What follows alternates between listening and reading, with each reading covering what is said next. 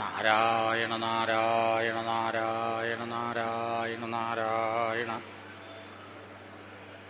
പീതാംബരം കരവിരാജിത ചക്രശംഖകൗമോദഗീ സരസിജം കരുണാസമുദ്രം രാധാസഹായം അതിസുന്ദരമന്ദഹാസം വാതാലയേശമനിശം ഹൃദി ഭാവയാമി. സർവത്ര ഗോവിന്ദനാമസങ്കീർത്തനം. ഗോവിന്ദ ഗോവിന്ദ. വരാഹാവതാര കഥ ഇവിടെ സന്ദർഭവശാൽ പറഞ്ഞു എന്ന് മാത്രമേ ഉള്ളൂ. സൃഷ്ടിയാണ് ഇവിടുത്തെ പ്രകരണം. ഭഗവാന്റെ നിർദ്ദേശപ്രകാരം ബ്രഹ്മാവ് സൃഷ്ടി ആരംഭിച്ചു എന്ന് പറഞ്ഞല്ലോ. പല ജീവജാലങ്ങളെയും ബ്രഹ്മാവ് സൃഷ്ടിച്ചു. ഓരോ ജീവിയെയും സൃഷ്ടിച്ചു കഴിഞ്ഞാൽ ബ്രഹ്മാവ് പറയും, ഇനി നിങ്ങളും സൃഷ്ടി നടത്തണം എന്ന്. ചിലര് അനുസരിക്കും, ചിലര് അനുസരിക്കില്ല. സനകാദി മഹർഷിമാരോട് പറഞ്ഞപ്പോൾ അവരനുസരിക്കാൻ തയ്യാറായില്ല. രുദ്രനോട് പറഞ്ഞപ്പോൾ അദ്ദേഹം തയ്യാറായി. പ്രജാപതിമാരെ സൃഷ്ടിച്ചു കഴിഞ്ഞപ്പോൾ അവരോടും പറഞ്ഞു സൃഷ്ടി നടത്തണം എന്ന്. അവരും തയ്യാറായി. ബ്രഹ്മാവ് പറഞ്ഞു, ഭഗവാനെ നല്ലോണം ആരാധിക്കണം, ഭഗവത് അനുഗ്രഹത്തോടു കൂടിയിട്ട് വേണം സൃഷ്ടി നടത്താൻ, എന്നാലേ സൃഷ്ടി നന്നാവുള്ളൂ. പ്രജാപതിമാരെല്ലാം തപസ് ചെയ്യാനായിട്ട് പോയി. അക്കൂട്ടത്തിൽ കർദമൻ എന്നു പേരുള്ള പ്രജാപതിയുടെ കഥയാണ് ഇപ്പോൾ വർണ്ണിച്ചുകൊണ്ടിരിക്കുന്നത്. നീണ്ട ഒരു കാലം അദ്ദേഹം ഏകാന്ത തപസ്സം ചെയ്തുകൊണ്ട് ആശ്രമത്തിൽ വർത്തിച്ചു. മനുഷ്യരുടെ കൊല്ലം കണക്കാക്കുകയാണെങ്കിൽ എത്ര കാലം ഉണ്ടായിരുന്നോ? ത്വാം അയുതം സമാസിഷേവേ, 10,000-ഓളം കൊല്ലം. അത്ര നീണ്ടതായിരുന്നു അദ്ദേഹത്തിൻ്റെ ഈ തപസ്. ഒരു ദിവസം അദ്ദേഹത്തിൻ്റെ മുമ്പിൽ ഭഗവാൻ ഗരുഡാരൂഢനായി പ്രത്യക്ഷപ്പെട്ടു. അദ്ദേഹം വീണ് നമസ്കരിച്ചു.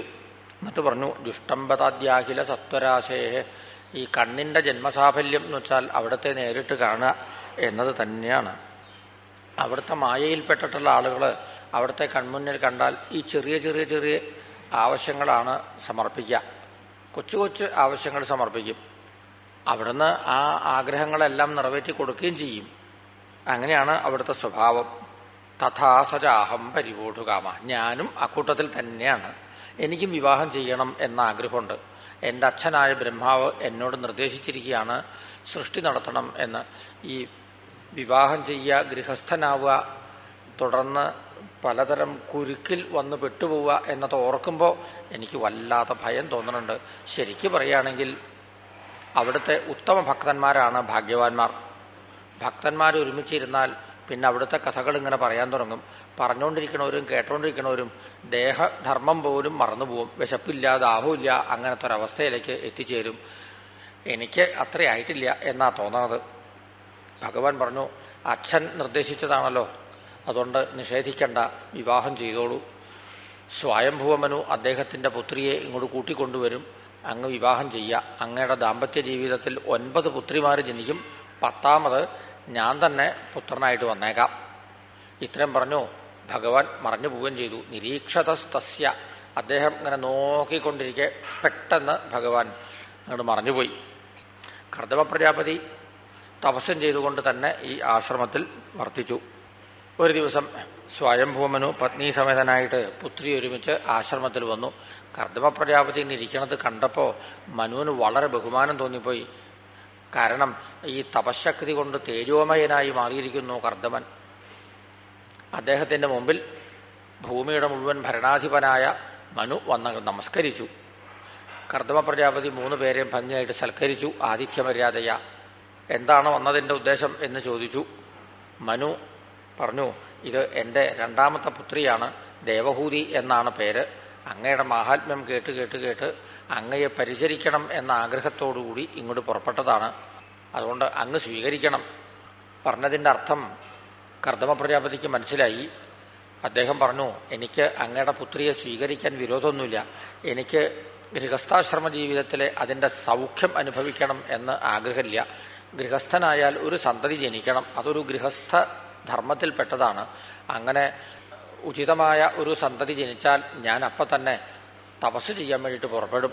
ഇത് അങ്ങയുടെ പുത്രിക്ക് സമ്മതമാണെങ്കിൽ ഞാൻ സ്വീകരിക്കാം. അത് ദേവഹൂതിക്ക് സമ്മതമായിരുന്നു. അങ്ങനെയെങ്കിലും കുറച്ചു കാലം ഇദ്ദേഹത്തിനെ പരിചരിക്കാൻ സാധിക്കുമല്ലോ എന്നായിരുന്നു ദേവഹൂതിയുടെ വിചാരം. അത് മനസ്സിലാക്കി 2 പേരെയും അവിടെ വച്ച് മനു വിവാഹം ചെയ്യിച്ചു. ഈ വിവാഹത്തിൽ എത്ര പേര് പങ്കെടുത്തു അതും നമ്മുടെ ഇടയ്ക്കൊന്ന് ആലോചിച്ച് നോക്കേണ്ടതാണ്. ഇതിപ്പോൾ ഭൂമിയുടെ മുഴുവനും ഭരണാധിപനായ മനുവിൻ്റെ പുത്രിയുടെ വിവാഹ കഥയാണ് ഇപ്പോൾ പറഞ്ഞത്. അദ്ദേഹത്തിന് വേണമെന്ന് വെച്ചാൽ എത്ര പേരെ ക്ഷണിക്കാമായിരുന്നു? ആയിരക്കണക്കിന് ആളുകൾ ക്ഷണിക്കാമായിരുന്നു. ഒരൊറ്റ മനുഷ്യനെ അദ്ദേഹം ക്ഷണിക്കേണ്ടായില്ല. ഈ വിവാഹത്തിൽ ആകെ പങ്കെടുത്തത് 4 പേരാണ്. വധൂവരന്മാരുണ്ട്, വധുവിൻ്റെ അച്ഛനമ്മമാരുമുണ്ട്, വേറെ ആരുമില്ല. ഇങ്ങനെ വേണം വിവാഹം. ഈ വിവാഹത്തിന് എന്തിനാ ഈ മാലോകരെ മുഴുവൻ ക്ഷണിച്ച് അവർക്ക് സദ്യ ഒരുക്കി വെറുതെ ഈ ധനം ധൂർത്തടിക്കണേ? ആർക്കും പ്രയോജനമില്ലാതെ കണ്ട് ക്ഷണിക്കുന്നവർക്കും ബുദ്ധിമുട്ട്, ക്ഷണം കിട്ടുന്നവർക്കും ബുദ്ധിമുട്ട്. ക്ഷണം കിട്ടിയാൽ പോവാണ്ട് പറ്റുമോ എന്നാണ്. ഒന്ന് ആലോചിച്ച് നോക്കൂ. തിരുവനന്തപുരം മുതൽക്ക് ഒരാൾ കുടുംബസമേതം ഡൽഹിയിൽ പോയി ഒരു വിവാഹത്തിൽ പങ്കെടുത്ത് അവിടുന്ന് തിരിച്ചെത്തുമ്പോഴേക്കും 1 മാസത്തെ ശമ്പളം ചോർന്നു പോവുകയാണ്. ആർക്കും കിട്ടാതെ കണ്ട്. അങ്ങനെ ധൂർത്തടിക്കേണ്ടതല്ല ധനം. അപ്പോൾ ഒരു ഗൃഹസ്ഥൻ എന്ത് ചെയ്യണം? പുത്രിയുടെ വിവാഹം ആഘോഷിക്കാൻ ഒരുങ്ങരുത്. ആരും ക്ഷണിക്കാതെ കണ്ട് വല്ല അമ്പലത്തിൽ നടക്കി വെച്ച് വധുവും വരനും കൂടി കഴുത്തിൽ മാലയിടുക, അത്രേ വേണ്ടൂ. എന്നിട്ട് എന്ത് കയ്യിലുണ്ടോ അത് ആ പുത്രിയുടെ കയ്യിൽ അങ്ങോട്ട് കൊടുക്കുക. അവൾക്കെങ്കിലും ഭാവിയിൽ അത് പ്രയോജനപ്പെടും. വെറുതെ ധനം പാഴാക്കരുത്. ഈ പുരാണ കഥ കേട്ടാൽ മാത്രം പോരാ, ജീവിതത്തിൽ അത് അനുവർത്തിക്കാൻ കൂടി വേണം. ഇനി മുഴുവനും അനുവർത്തിക്കാൻ പറ്റിയില്ലെങ്കിൽ ചിലതെങ്കിലും അനുവർത്തിക്കണം. ചുരുങ്ങിയ പക്ഷം അവനവന് ലാഭമുള്ളതെങ്കിലും അനുവർത്തിക്കണം. ഇതിപ്പോൾ വ്യക്തികൾക്കും ലാഭമുണ്ട്, സമൂഹത്തിന് ലാഭമുണ്ട്, രാഷ്ട്രത്തിനും കൂടി ലാഭമുണ്ട്. നാഷണൽ വേസ്റ്റ് ആണ്. പ്രത്യേകിച്ച് നഗരങ്ങളിലൊക്കെ കല്യാണ മണ്ഡപത്തിലൊക്കെ എന്തൊക്കെയാണ് നടക്കുന്നത്? 1000 പേരെ ക്ഷണിക്കുക, 5000 പേരെ ക്ഷണിക്കുക. എന്നിട്ട് ഈ ക്ഷണം കിട്ടിയവർ പകുതി പേരെ വരുള്ളൂ. ബാക്കി ആളുകൾക്ക് ഉണ്ടാക്കിയ ആഹാര സാധനമൊക്കെ കുഴിച്ചു മൂടുക. ഇങ്ങനെയാണ് പതിവ്. കല്യാണം എന്ന് പറഞ്ഞാൽ നന്മ എന്നാണ് അർത്ഥം. കല്യാണം മംഗളം ശുഭം. കല്യാണ മണ്ഡപങ്ങളിൽ നടക്കുന്ന പല കല്യാണവും പാപകർമ്മമായിട്ടാണ് വരാറുള്ളത്. മനുഷ്യൻ പട്ടിണി കിടക്കുന്ന നാട്ടിൽ ഭക്ഷണ സാധനം കുഴിച്ചു മൂടുക എന്ന് പറഞ്ഞാൽ ഇതിലും വലിയൊരു മഹാപാപം ഈ ലോകത്തിൽ വേറെ ഇല്ല. അപ്പം അത് ചെയ്യരുത് എന്നർത്ഥം. അതായത് ഇവിടെ വധൂവരന്മാരുണ്ട്, വധുവിൻ്റെ അച്ഛനന്മാരുണ്ട്, വേറെ ആരും ഈ വിവാഹത്തിൽ പങ്കെടുത്തില്ല. അവിടുന്ന് മനുവിൻ്റെ പത്നിയും തിരിച്ചു പോന്നു. ആ പുത്രീവിയോഗം കൊണ്ട് ലേശം ഒരു ദുഃഖം ആദ്യമൊക്കെ അനുഭവപ്പെട്ടു. പക്ഷേ സ്വന്തം വസതിയിലെത്തിയപ്പോഴേക്കും ആവക കാര്യങ്ങളെല്ലാം സ്വയംഭുവൻ മറന്നുപോയി. കാരണം അദ്ദേഹം പുത്രിയെയല്ല ഓർക്കാറുള്ളത്, എല്ലാ സമയവും ഈശ്വരനെയാണ് ഓർക്കാറുള്ളത്. ബ്രാഹ്മമുഹൂർത്തത്തിൽ അദ്ദേഹം എഴുന്നേൽക്കും, പിന്നെ കുറേ നേരം ഭഗവാനെ ധ്യാനിച്ചുകൊണ്ടിരിക്കും, പിന്നെ ഭഗവാനെ പൂജിക്കും. ആരെങ്കിലും അദ്ദേഹത്തിനെ കാണാൻ വന്നാൽ ഭഗവാന്റെ മഹിമ അദ്ദേഹം പറയും. ആരെങ്കിലും ഭഗവാന്റെ മഹിമ വർണ്ണിക്കാൻ തുടങ്ങിയാൽ അദ്ദേഹം സശ്രദ്ധം കേട്ടിരിക്കും. ഇങ്ങനെ ഏത് സമയത്തും ഈശ്വര വിചാരത്തോടു കൂടിയായിരുന്നു അദ്ദേഹത്തിൻ്റെ ജീവിതം. രാജ്യകാര്യങ്ങൾ നിർവഹിക്കുക എന്നതുപോലും ഒരു ഈശ്വര പൂജയായിരുന്നു അദ്ദേഹത്തിനെ സംബന്ധിച്ചിടത്തോളം. ഇങ്ങനെ ശൃണ്വതോ ധ്യായതോ വിഷ്ണോഹോ കുർവതോ ബ്രുവത കഥാഹ. ചിലപ്പോൾ ഭക്തിയുടെ ഒരാവേശം കൊണ്ട് ഭഗവാന്റെ കർമ്മങ്ങളെ അദ്ദേഹം അനുകരിക്കൽ വരെ ചെയ്യാറുണ്ടായിരുന്നു. അത്ര വലിയ ഭക്തനായിരുന്നു അദ്ദേഹം. അദ്ദേഹത്തിൻ്റെ ജീവിതത്തിലെ ഒരു യാമം പോലും പാഴായി പോയില്ല. ഈശ്വരനെ മറന്നുകൊണ്ട് 1 മണിക്കൂർ കഴിഞ്ഞാൽ ആ മണിക്കൂർ പാഴായി പോവും. ഒരു യാമം അദ്ദേഹത്തിൻ്റെ ജീവിതത്തിൽ പാഴായില്ല. അത് അദ്ദേഹത്തിൻ്റെ കഥ. മറുവശത്ത് ഈ വധൂവരന്മാരുടെ കഥയോ, കർദമ പ്രജാപതി വിവാഹം ചെയ്തു എന്ന് വെച്ചാലും തൻ്റെ നവവധുവിനോട് കുശലം ചോദിക്കുക, വർത്തമാനം പറയുക, അങ്ങനെ ഒന്നും ഉണ്ടായില്ല. വിവാഹിതനാണെന്ന് പോലും അദ്ദേഹം ഭാവിക്കേണ്ടായില്ല. എന്നാലും ദേവഹൂതിക്കറിയാം ഭർത്താവിനെ ശുശ്രൂഷിക്കുക എന്ന് വെച്ചാൽ അത് തന്നെ ഒരു ഈശ്വരഭജനം ആണ് എന്ന്. നല്ല നിഷ്ഠയായിട്ട് ഭർത്താവിനെ ശുശ്രൂഷിച്ചു. അങ്ങനെ കുറേ കാലം കഴിഞ്ഞു. ഇതേവരെ കൊട്ടാരത്തിലെ രാജകുമാരിയായിട്ടാണ് ദേവഹൂതി ജീവിച്ചേർന്നത്. ഇപ്പോൾ ആശ്രമത്തിലെ വലിയ താപസിയായിട്ട് മാറിയിരിക്കുന്നു. അനവധി കാലം മഞ്ഞും വെയിലും മഴയും ഒക്കെ കൊണ്ട് ദേവഹൂതി ആകെ വാടി ഉണങ്ങിപ്പോയി. ഒരു ദിവസം കർദമ പ്രജാപതി ഒന്ന് കണ്ണു തുറന്നു നോക്കി തൻ്റെ പത്നിയെ കേശാദിപാദം. തൻ്റെ പരീക്ഷണം കുറച്ച് കടന്നുപോയോ എന്ന് അദ്ദേഹത്തിന് തന്നെ സംശയം തോന്നി. അദ്ദേഹം പറഞ്ഞു, തുഷ്ടോഹമദ്യതവമാനവി മാനദായ ശുശ്രൂഷയാ. നിന്റെ ഈ ശുശ്രൂഷ കൊണ്ട് ഞാൻ സന്തോഷിച്ചിരിക്കുന്നു. ആരും അവനവൻ്റെ ശരീരം പീഡിപ്പിച്ചുകൊണ്ട് മറ്റൊരാൾക്ക് വേണ്ടി ഒന്നും ചെയ്യാറില്ല. നീ നിന്റെ ശരീരത്തിനെ പോലും അവഗണിച്ചുകൊണ്ടാണ് എന്നെ ഇത്രയും കാലം ശുശ്രൂഷിച്ചത്. അതുകൊണ്ട് നീ സിദ്ധയാവുക കഴിഞ്ഞു. ഇനി എന്താണ് നിനക്ക് ആഗ്രഹം എന്ന് വെച്ചാൽ അത് പറയാം. ഏതാഗ്രഹവും നിറവേറും. ദേവഹൂതി അപേക്ഷിച്ചു, സദൃശം ഭവനം വിചക്ഷ്വ എന്ന്. ഗൃഹസ്ഥാശ്രമ ജീവിതം വേണം ഇവിടുന്ന് അങ്ങോട്ട്. അതിനൊരു ഗൃഹം വേണം ആദ്യം.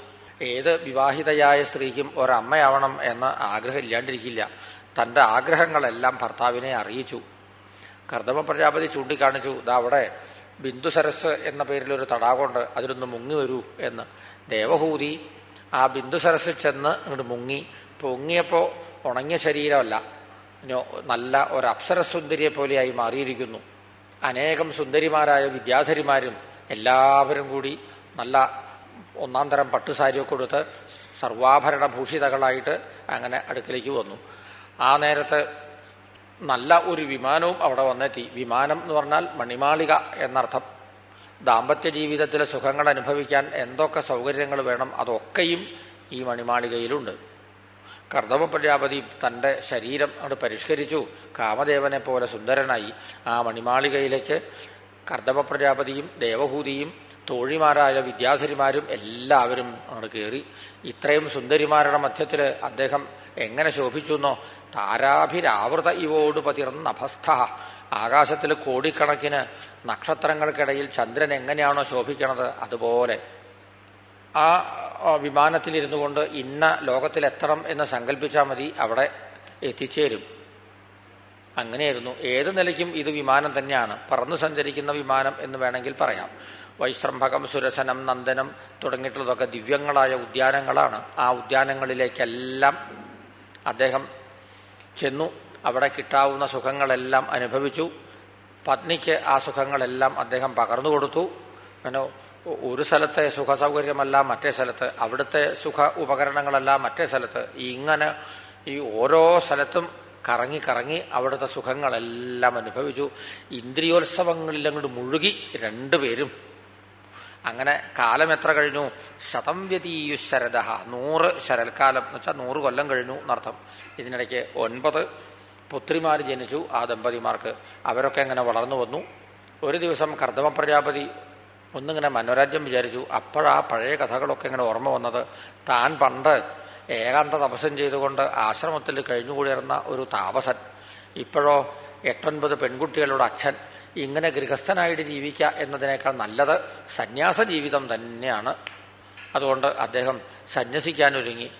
ദേവഹൂതി ചോദിച്ചു, എന്താ ഭാവം എന്ന്. ഞാൻ സന്യസിക്കാൻ പോവുകയാണെന്ന് പറഞ്ഞു. പതിംസാ പ്രവ്രജിഷ്യന്തം, ഒരാൾ സന്യസിക്കാൻ പുറപ്പെടുമ്പോൾ അരുത് എന്ന് പറയാൻ പാടില്ല.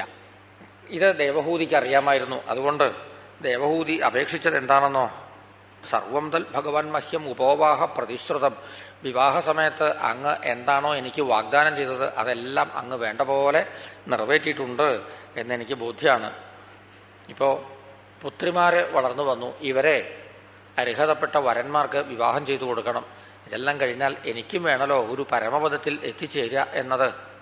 അങ്ങ് ഇവിടുന്ന് പോവുക കഴിഞ്ഞാൽ എന്നെ പരമപദത്തിൽ എത്തിക്കാൻ ആരുണ്ടാവും? അതുകൊണ്ട് ഒരു പുത്രനെ കൂടി തന്നിട്ട് അവിടുന്ന് യാത്രയാവുക. പുത്രന്റെ കാര്യം ഓർമ്മിപ്പിച്ചപ്പോൾ കർദമ പ്രജാപതിക്ക് അതും ഓർമ്മ വന്നു. 100 കൊല്ലം മുമ്പ് ഭഗവാൻ വാഗ്ദാനം ചെയ്തതാണ് 9 പുത്രിമാരുണ്ടാവും, ഞാൻ പുത്രനായിട്ട് വരാം എന്ന്. ഇന്ദ്രിയോത്സവങ്ങളിൽ മുഴുകിയതോടുകൂടി ഇതെല്ലാം മറന്നിരിക്കുകയായിരുന്നു. കർദമ പ്രജാപതി പറഞ്ഞു, ഇതേവരെ ജീവിച്ചതുപോലെ ജീവിച്ചാൽ പോരാ, ഇനി ഇവിടുന്ന് അങ്ങോട്ട് ഭഗവാൻ നമ്മുടെ പുത്രനായിട്ട് വരാൻ പോവുകയാണ്. അതുകൊണ്ട് ശ്രദ്ധയോടുകൂടി ഈശ്വരനെ ഭജിക്കണം, ഭക്തിയോടുകൂടിയിട്ടും. പിന്നെ ആ വിമാനത്തിൽ രണ്ടുപേരും അങ്ങനെ തന്നെയാണ് ജീവിച്ചത്. നിഷ്കാമ ഭക്തി ഉണ്ടോ എന്ന് ചോദിച്ചാൽ അത്രയായിട്ടില്ല. ഒരു സകാമ ഭക്തി. പൂജാമുറിയിലിരിക്കും, പൂജ ചെയ്യും, സൽഗ്രന്ഥങ്ങൾ പാരായണം ചെയ്യും. രണ്ടുപേരും കൂടി രണ്ടുപേരും ഒരുമിച്ചിരുന്ന് കീർത്തനങ്ങൾ പാടും, മന്ത്രം ജപിക്കും, ഈശ്വരനെ ധ്യാനിക്കും. അതിനിടയ്ക്ക് ഇന്ദ്രിയോത്സവങ്ങളിൽ മുഴുകും. രണ്ടും ചെയ്യും. അങ്ങനെ കുറച്ചു കാലം കഴിഞ്ഞു. ദേവഹൂതി 10ാമതും ഗർഭം ധരിച്ചു. ഒരു സുമുഹൂർത്തത്തിൽ ദേവഹൂതിയുടെയും കർദമ പ്രജാപതിയുടെയും പുത്രത്വേന ഭഗവാൻ കപിലൻ എന്ന പേരിൽ അവതരിച്ചു എന്ന കഥ അടുത്ത അധ്യായത്തിൽ കേൾക്കാം. സർവത്ര ഗോവിന്ദനാമ സങ്കീർത്തനം. ഗോവിന്ദ ഗോവിന്ദ.